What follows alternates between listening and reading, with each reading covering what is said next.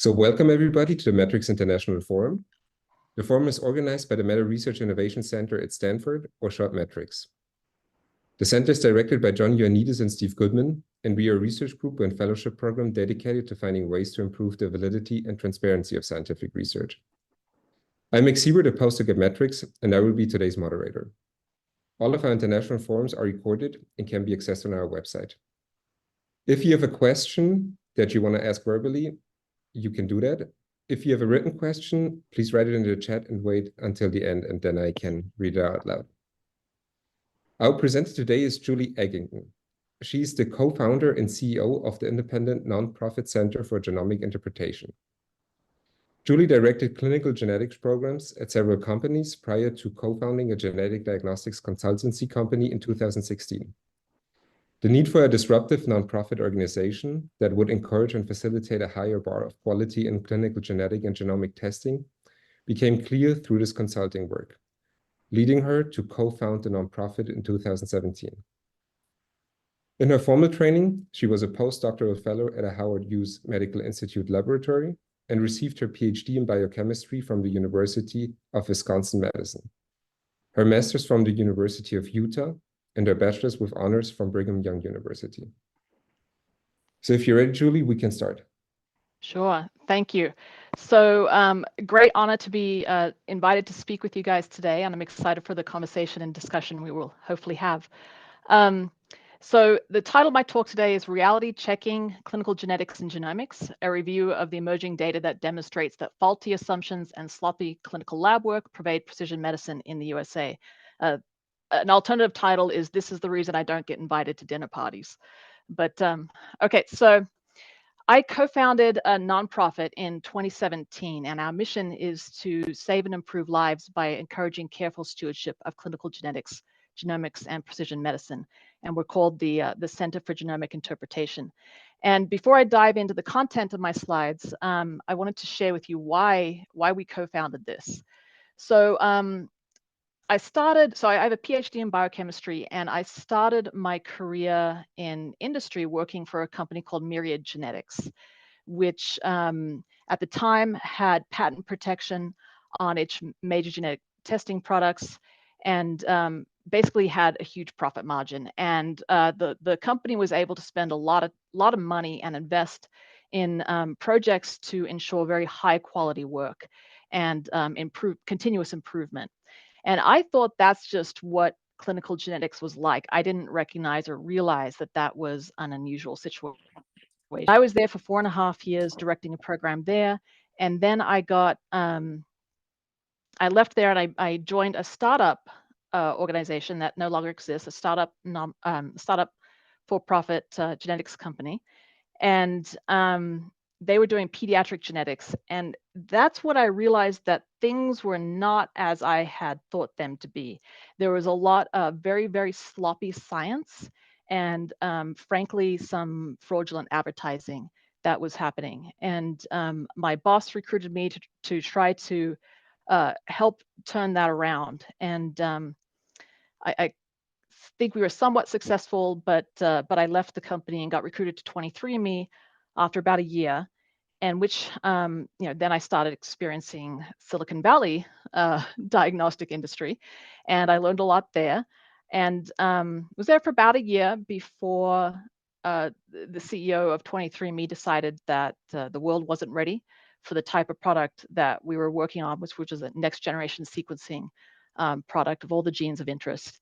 And so she let the team go, in which me and another fellow who had been at 23andMe, we co-founded a consulting company. And it was the experience in the consulting company called GeneInt that led to the founding of the nonprofit Center for Genomic Interpretation.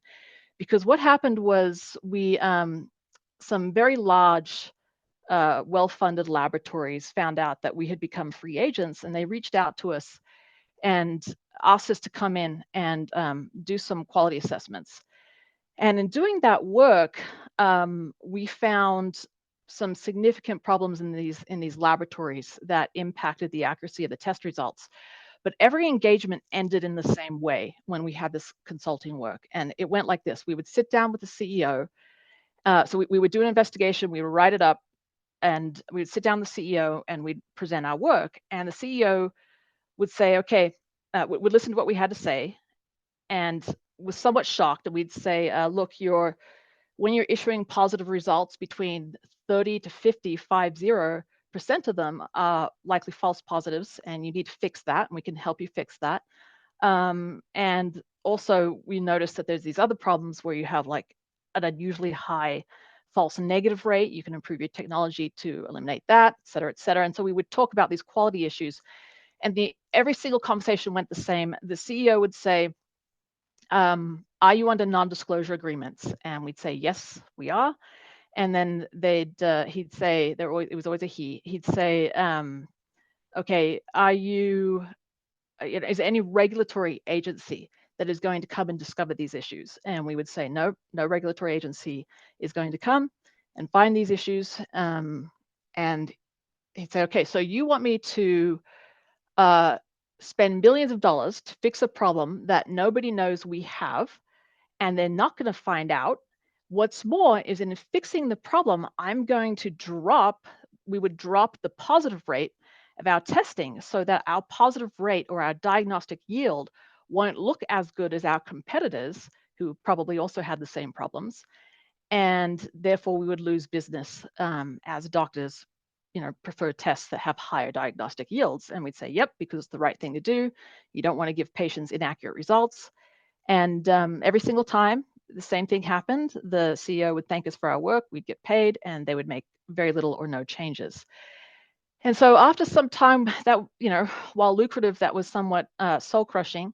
And so we decided to reorganize into a nonprofit, and we called the nonprofit Center for Genomic Interpretation, and then came up with this mission. And so now this gives us the ability to work with a variety of stakeholders across the country to try to make improvements. So we work with regulators, clinical groups, research groups, laboratories, if they'll let us.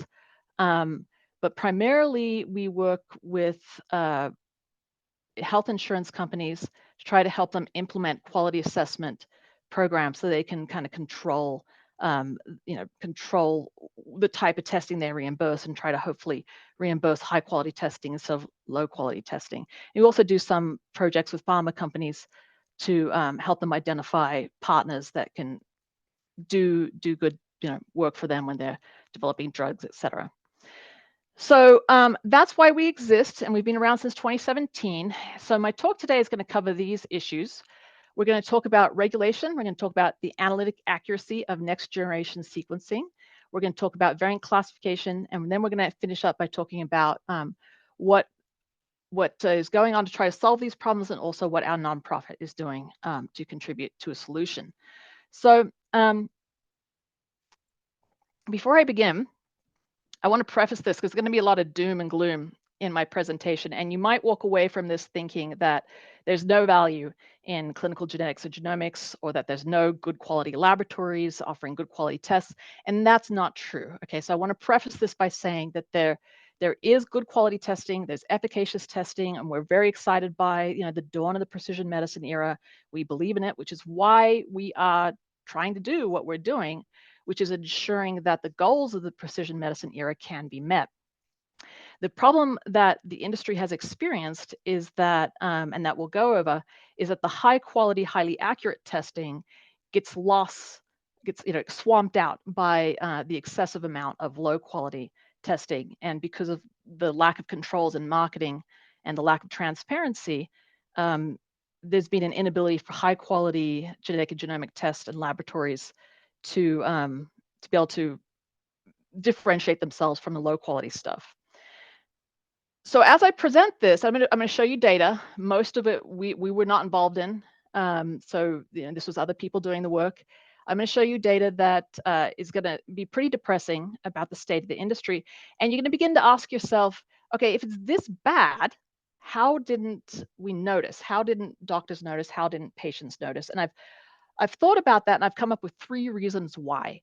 And the first one is, it's actually really hard for a doctor or for a patient to recognize that there's either been a false positive or a false negative result when they've ordered a genetic or genomic test. And I'll just take 3 examples. The top right one here is a patient who is being treated for a solid tumor, some type of cancer. And in this example, we'll pretend that he's unknowingly had a false negative result. So they're really, so his solid tumor was tested by a genomics lab that just didn't detect a biomarker that could have led him to a much more efficacious precision oncology drug. And instead, he's going to follow standard of care. Nobody asks or questions, okay, could the lab maybe have missed something? And that the metrics, and we'll get into this later, the performance metrics are generally not well enough presented or understood or thorough enough for doctors to be able to choose higher quality tests. Patient at the left here, let's say they've had a whole genome sequence done. They're a pediatric patient. They've had a whole genome sequence done, and they've had a false positive variant interpretation. So they basically they don't have the genetic disorder that they've been diagnosed with through the genetic test. Most often, there are some pediatric genetics cases where there is treatment, but very often there isn't. And that false positive result will end up with the patient being removed from their diagnostic odyssey and often sent home basically to die, for home hospice care. And what's upsetting about that is if the test had not issued a false positive, if the test had just come back and said, all we found were variants that we're uncertain, we don't know what's wrong with this patient, perhaps the patient would have continued on their diagnostic odyssey with the hospital, and they may have found a treatment or better diagnoses. Patient at the bottom right, let's say that they have, their family has a strong history of breast and ovarian cancer, and they themselves don't have cancer yet, but they've received a false positive, most often from very inappropriate variant classification, and they've had their breasts and their ovaries removed unnecessarily. Well, they're never going to find out. In none of these cases are they ever going to ask, was that an inaccurate result? Was that a false positive or a false negative? It's never asked. There's no feedback loop to figure that out. And so people just, assume these test results were correct. Another issue is that clinicians, in general, when I've spoken with clinicians who are fairly naive to this, they haven't been involved as advisors to us or anything, they mistakenly assume that if a diagnostic test comes from a so-called reputable lab and that it's paid for by insurance, then it must work as advertised. And that simply just isn't true. That just, in a couple slides, I'll show you why that's not, the idea of a reputable laboratory is kind of a fallacy. And mostly because the existing regulatory landscape takes a look at the operations of the laboratory, but does not evaluate the quality or accuracy or clinical validity of the tests that they offer. Plus, CLIA, which is the basic regulatory requirements that you have to meet to run a laboratory, is really out of date. It was congressional law made in 1988 and has not kept up with the complexity of modern genetic testing, particularly next generation sequencing testing. And finally, to the point of, well, if health insurance payers are willing to pay for a test, then it must be good, right? Again, not great. This could be a separate whole discussion on itself, like a whole day, seminar on itself. But in short, there's two big problems. One I didn't note here. One problem is that with the CPT code system as it exists now, most health insurance companies actually don't have a full understanding of what tests the laboratory ran by the CPT codes that were being used. The other issue is that for compassionate reasons, many years ago, a lot of these in the germline space, a lot of these rare diseases that were that needed to be reimbursed, rare disease genetic tests that needed to be reimbursed, there was no treatment, right? So the traditional idea of clinical utility was connected to, okay, is there a treatment? And there was an argument made of, well, in a lot of these rare disease cases, there isn't yet a treatment, but there is value in a correct diagnosis. so that we can stop putting the kids through, putting the adults or the kids through lots and lots of, blood work, et cetera. So we can just get them a diagnosis and end the diagnostic odyssey. So the endpoint or the target was shifted out of compassion from, clinical utility, meaning we treat the patient in a different way, either change the diet or, give them a drug and they get better. That is a reasonable endpoint, and we'll be able to differentiate whether you got the diagnosis right. We moved that target to, are we changing clinical management? So, if you're ending a patient's diagnostic odyssey, you may not be giving them a cure. You're probably not giving them a cure, but you are ending their diagnostic odyssey.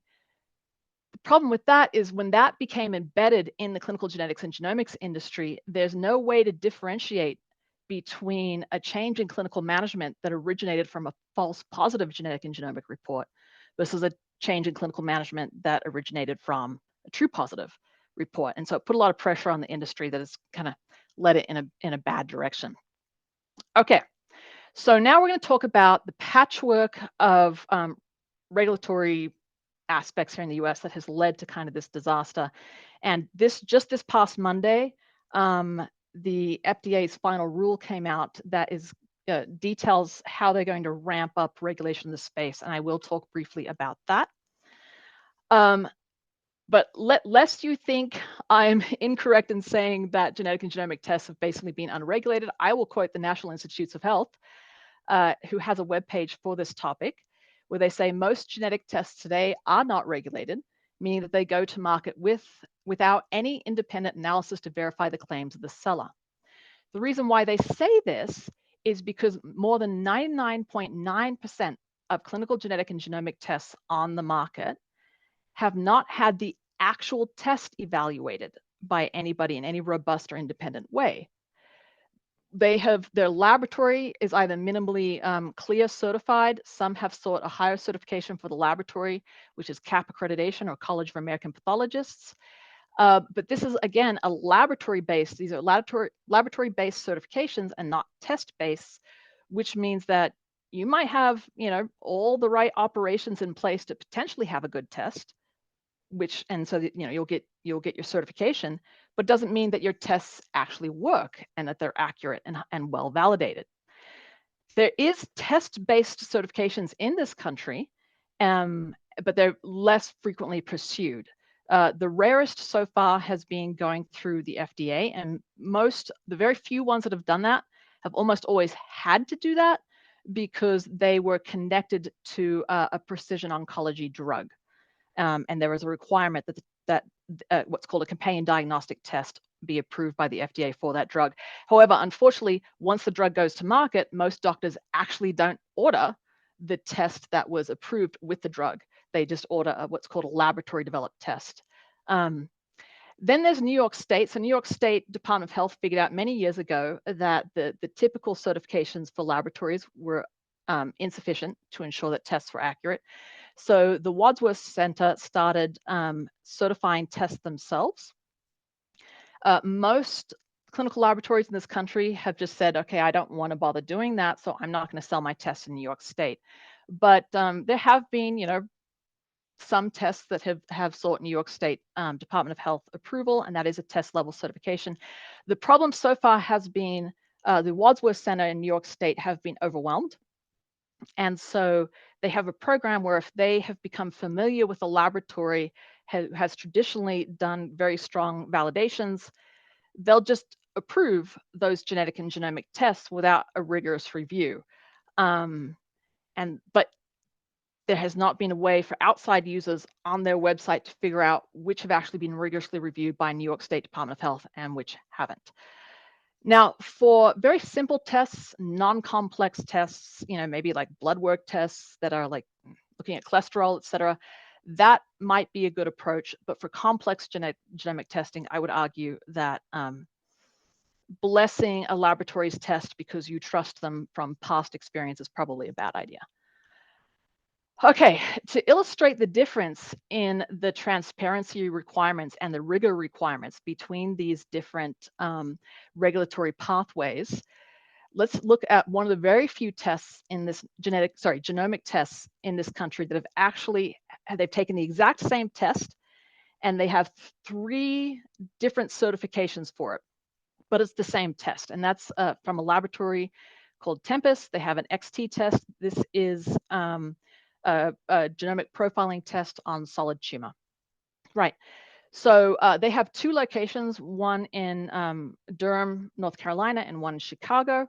So from CLIA, and they are both CLIA and CAP accredited, they can fit the entirety of their validation summary and the test metrics. They can fit both laboratories' information onto one page. So each of them, they're just providing about half a page of information. When they took the test through New York State Department of Health, the New York State Department of Health made them give a little bit more metrics. So for one laboratory, the Chicago laboratory, it's a little bit more than half a page of information. However, when they took the test through the FDA is only regulating basically a fraction of the test, and it's a 28-page summary of the performance of the test. So clearly, as far as transparency and rigor goes, the FDA far exceeds these other regulatory pathways. I won't go through these numbers, but what is mind-boggling is that the same metric reported through these different regulatory pathways gives different numbers. For example, limit of detection, when you go to their website and you look up the technology specifications for all the states except New York State, and then for the test that hasn't gone through the FDA, which is the same test, their variant allele fraction for limit of detection is 5%, but for the same test, it's reported as 10% for having gone through New York State. So this just illustrates that there's different requirements and different rigor. In truth, with CLIA and CAP certification only, a laboratory can basically make up the math by which they calculate their performance metrics. There is very little guidance from CLIA and CAP on how you should calculate your performance metrics. And so laboratories can basically massage the data to improve their performance metrics, which is why there's no way to head-to-head compare the performance metrics of CLIA and CAP only accredited laboratories. That is easier to do if the laboratory has gone through the FDA. There is much more standardization for performance test metrics. Okay, so this is hot off the press. What you need to know is that this past Monday of this week, the FDA released their final rule that they're going to be using to begin to actually regulate the entire laboratory developed test industry, including genetics and genomics. And it goes into effect next week on the 6th of May. We are expecting industry representatives to take this to court to try to block them. There's a lot of resistance in the industry for, they don't want greater oversight. But we're very hopeful. Our nonprofit is very hopeful that the FDA will be able to withstand that, and that this won't be held up either at all or only a little bit by these what we expect to see in the courts. Okay, so the take-home messages. This is over a 500-page document. I haven't finished reading it, so this is only dropped on Monday. But here's the take-home messages in regards to the tests that we care about in clinical genetics and genomics. All right. Starting 6th of May 2024, if you launch a new test or you heavily modify an old test that you've got, or that a laboratory has, you're going to have to either take it through the FDA or New York State Department of Health. Now, remember, I said that New York State Department of Health, in my belief and opinion, is not as rigorous as the FDA.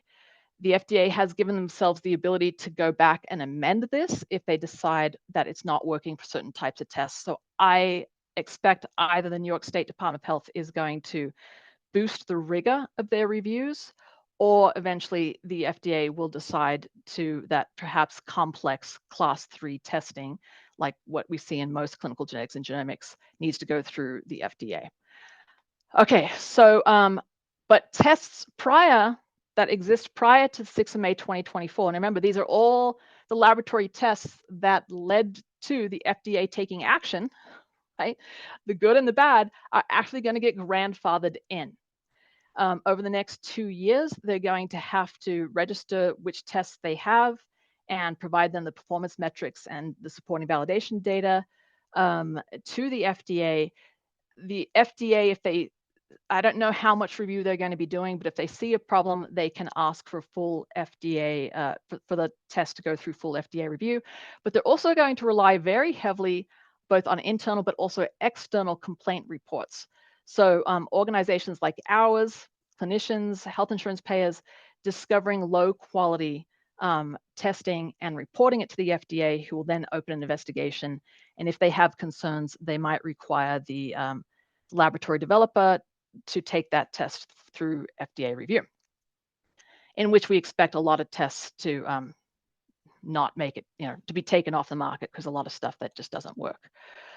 All right, but even the FDA has problems for, in my opinion, for complex genetic testing, because all regulators so far, even the FDA, focus almost exclusively on just the analytic part of the test.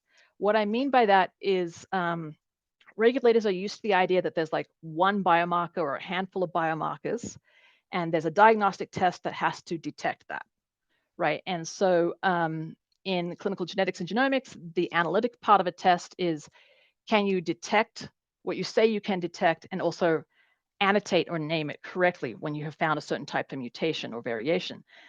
So all regulators focus almost exclusively on that.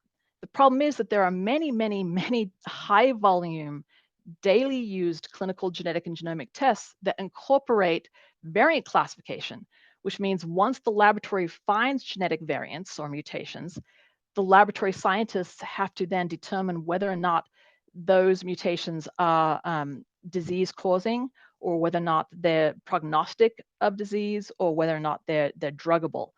This component here, even the FDA has really struggled to figure out how to regulate rigorously. Okay, so I'm going to move onto the next section. I'm going to show you the actual data of how next generation sequencing labs are performing on the analytic component. Right, so these data is going to come from proficiency testing, and here's what we know about proficiency testing. So to have a laboratory CLIA, you have to be CLIA certified to have a clinical laboratory. CLIA mandates twice a year proficiency testing, and so laboratories choose a vendor to buy their proficiency tests from. In the USA, the largest vendor by far is CAP, the College of American Pathologists, and they have a test menu. When you look at the test menu, they actually describe what you're going to get in those challenges. And so you can, by the description on the test menu, and you don't have to enroll in all of them. You can like choose which challenges you enroll in. And these challenges don't inhibit the type of testing you offer. So you can choose easy challenges, but actually offer and do genetic testing well beyond the complexity of the proficiency testing challenge you did. So this is what labs do. The other thing to note is that CLIA, by CLIA requirements, you only have to get 80% or above in proficiency testing to pass. And this information, the score of labs is not provided, is not made transparent. So all you know is pass, fail of labs. And almost all laboratories, even the incompetent ones, are able to pass proficiency testing. So the CDC, the FDA, and CMS convened a group called CLIAC to imagine how CLIA law might be improved. They got a working group together from the industry, and people made anonymous comments about a variety of issues. It's a fascinating document. I highly recommend you go to it. It's publicly available. It came out in April 2019. But here's what people in the industry had to say about proficiency testing. Every laboratory and laboratory director is scared of failing a proficiency test, which means labs want to pick the easy cases for proficiency testing. There is no economic incentive for trying to look at more challenging cases. In fact, there is an economic disincentive, as well as the fear of failing a proficiency test. Commercial proficiency testing programs are a little bit too easy. While they may be meeting the checkbox of proficiency testing, they may not be meeting the challenge of or the spirit of proficiency testing. So in short, proficiency testing doesn't protect patients from being tested at low quality laboratories. Now, while College of American Pathologists, in my opinion, makes their proficiency testing in generally too easy, they have sprinkled some more complex variations in their proficiency testing. although not at the rate you would expect to represent biological samples. And in 2022, they published the aggregate results of their proficiency testing to highlight some aspects where laboratories are struggling. And this is from their publication. I'll just pull out some things. Most often when laboratories fail in their proficiency, well, they're actually not failing their proficiency test because it's so easy to pass because the bar is so low. But the variants that they do mess up, most often it's because they accurately detected it, but they did not annotate it correctly, or they didn't name it correctly. If you can't name a variant correctly, then you often can't match it to the right drug or make the correct variant classification for it. So that's very often has been the problem, is that annotation. What they showed is that if they sprinkled in any variations that were in any way slightly more difficult than a very easy single nucleotide variant, this is where laboratories tripped up. So in the examples where you have, and this is extremely common these are not edge cases, okay? These are extremely common. So in cases where you have like 2 nucleotides that are replaced by 2 different nucleotides and they're adjacent, many of the laboratories thought that they were on opposing alleles, so that the variants, they just completely misunderstood what the variants were. For example, for this particular case here, deletion CC, insertion TT, 37.5% of laboratories got that wrong. And you just go through here, and again, these are not complex variants. These are variants that variant types that cause most diseases, right? And you just see that a huge percentage of laboratories are failing on these particular variant types. But they did not fail their overall proficiency test, because the overall proficiency test is stacked with very easy variants. The deck is stacked. Let's see, 28.3% of labs were failing to accurately annotate or detect variations in high GC content regions, which is actually really, really common. Any homopolymer regions, so this is where you have a nucleotide that's repeated a number of times. You had failure rates, both false positive and false negative analytic detection rates, anywhere between 1.3% of labs and 15.6% of labs failed on these examples. Here's the one that I'm just like, whoa, right? Like, I cannot believe that this didn't shut half the industry down. All right, so pseudogenes. What are pseudogenes? Pseudogenes are copycat genes. And for one reason or another, either by accident or clever regulatory reasons we haven't figured out yet, 1/3 of the human genome are copycat genes that we currently think are not actionable in terms of making the protein of interest or the target of interest. Because of that, they're not under the same selective pressure as the gene of interest, the gene that's actually making the important proteins. And so they often pick up genetic variation in them. And if you think about how short-read next-generation sequencing works, it is actually kind of complicated to differentiate between variations that come from a pseudogene and those that come from your gene target. You actually have to do some pretty clever science and some good chemistry to be able to get that to work in your laboratory.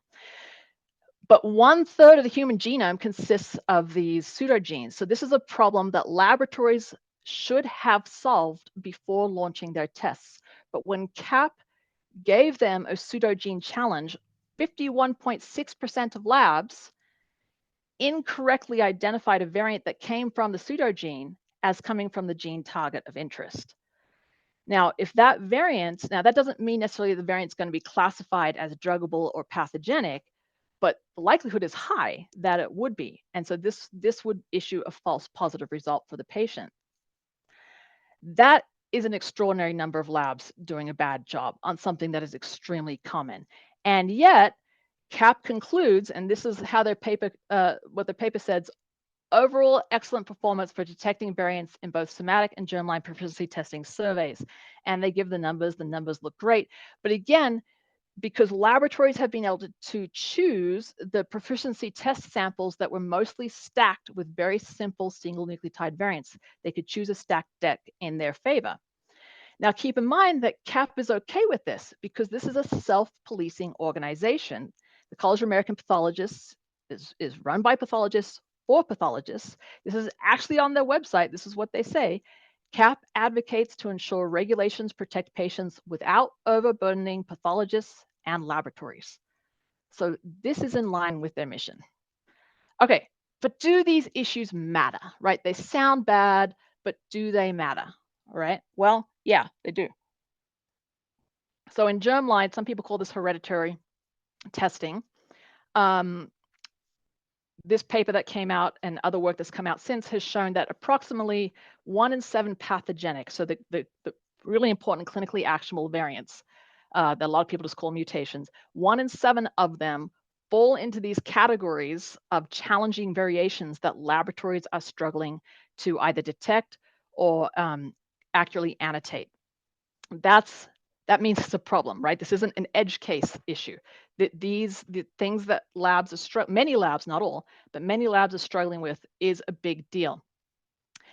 Okay, I'm gonna point this out because I don't know if you guys are familiar with a term called the Barbra Streisand effect, but if you are familiar, this is it. Okay, so in 2016, a consortium of people got together with CAP's help and asked the question, and we were not connected to this project, asked the question, okay, there is a precision oncology drug for which if you have certain mutations in KRAS or NRAS, you should not get this drug, right? So it's contraindicated.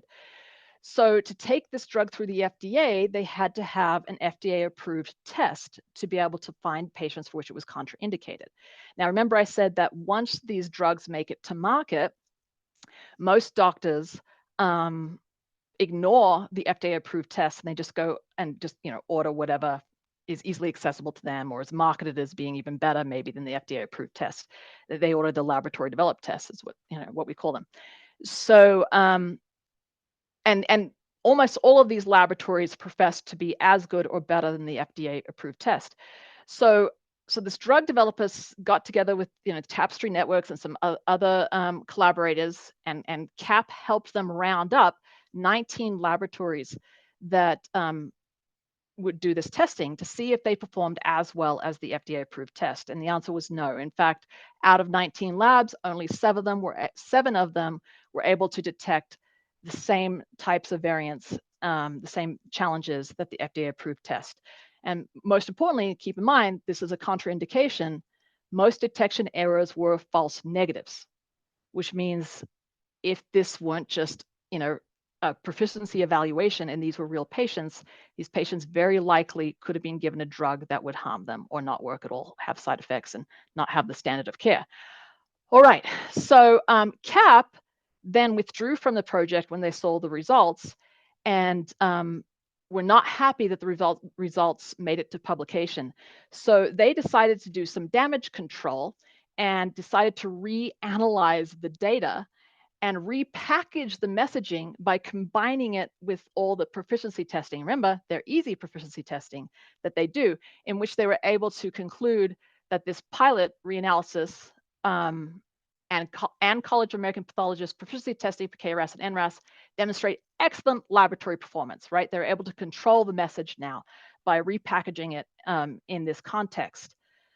But embarrassingly for them, I think by doing that, by making a big deal out of that, they actually got called out. And this rule that came out on Monday, it is now enshrined. There are multiple pages in this FDA rule that address CAP's response to this, in which they say, this is from the FDA, although some commenters suggested that a reanalysis of that data supports a different conclusion, even under the reanalysis, laboratory tests had worse performance, with only 8 of 19 correctly reporting all variants compared to the 7 in the original analysis. So in short, this is a problem. Laboratories accurately detecting these things when they say they can, the laboratory developed tests are not doing great. So it's clearly a problem. Okay. Now I talked about how we have all regulation really focuses on variant detection and variant naming. Every now and again, there's a little foray into trying to think about measuring metrics for variant classification, but it's very weak. Even the FDA doesn't do a great job on it. But what do we know? So for the types of tests for which that are very common, like your hereditary cancer tests, your carrier screening tests, your comprehensive genomic profiling tests, rare disease tests, most of these genetic and genomic tests incorporate variant classification. What data has come out to show us how that's performing, right? And we'll walk through that. And the long story short, it's really bad. There's an extreme number of false positives coming from overinterpretation. So that same government, CDC, FDA, CMS convened group, CLIAC, in the same document from 2019, says a problem for the industry is that the same variant is classified as a variant of unknown significance, likely benign, or pathogenic by different labs due to variations in clinical interpretation. And that in large part has been because traditionally, both CLIA and the College of American Pathologists have treated variant classification as the art of medicine, meaning that they don't touch it with any type of regulation. It's generally not part of proficiency testing. Even the FDA, in the few tests that it has approved that incorporate variant classification, they haven't like really wrestled with it well enough, in my opinion, and they've relied on outside external expert committees to kind of tell them maybe what's appropriate, and some of those committees are more rigorous than others. But mostly what they do is they just want to see that a laboratory can, if they see the same variant, if they detect the same variant, that they'll classify it the same. So they're looking at repeatability. So at least if labs are incorrect in the variant classifications, they're consistently incorrect. Okay, there's two types of variant classification schemes. There's one for germline or hereditary diseases, and then there's one for the oncology space. So these are acquired or somatic variations. For germline, labs have to classify them into pathogenic or likely pathogenic, variant of uncertain significance, likely benign or benign. The top two categories, pathogenic or likely pathogenic, are treated by clinicians as positive. Same goes with oncology, and they get categorized into strong clinical significance, potential clinical significance, which are treated by clinicians as positive, or variant of uncertain significance, benign or likely benign, which are treated as generally not treated. Okay, here's what we know. Between laboratories, variant discordance is very, very high. This paper came out to try to see how laboratories are doing in using the 2015 guidelines from ACMG and AMP that came out for germline variants. 12%, so they looked at 3 different labs they were given the same variants to classify, and 12% of all unique hereditary cancer variant classifications had a clinically meaningful discordance, meaning that they would have been treated or not treated, so positive or negative, between at least 2 labs when 3 different labs classified the same variant. From that same paper, and I'm very impressed that the authors found this and published it, 35% of the discordance was actually attributed to error. It wasn't even difference in opinion between the laboratories. It was just straight up error, right? Basically sloppiness. We did a project a few years ago, our nonprofit, with the Rocky Mountain Cancer Center. Every positive they got over a year for hereditary cancer testing, we took a look at the report and we read through it to see if the laboratories were used, and these were nationally recognized, very commonly used hereditary cancer laboratories, if the evidence they used to classify variants as pathogenic or likely pathogenic at least met the evidence requirements in the ACMG AMP guidelines for pathogenic or likely pathogenic, and 5 out of 31 times they did not. So labs, and I think this is actually due to sloppiness. I was a variant classification scientist. I know there's a lot of pressure to do things quickly, and you can't always do things well when you have that pressure. All right, there's a edited archive called ClinVar, Julie, which laboratories. Just quickly to interfere, I think we have 15 minutes left, so if you could wrap up, you're talking the next 1 to 2 minutes, so we have enough time for questions. That would be amazing. Yep. Thank you. Sorry for interrupting. No, that's good. In short, ClinVar database is swamped with false positive classifications. There is an extraordinary high number of them.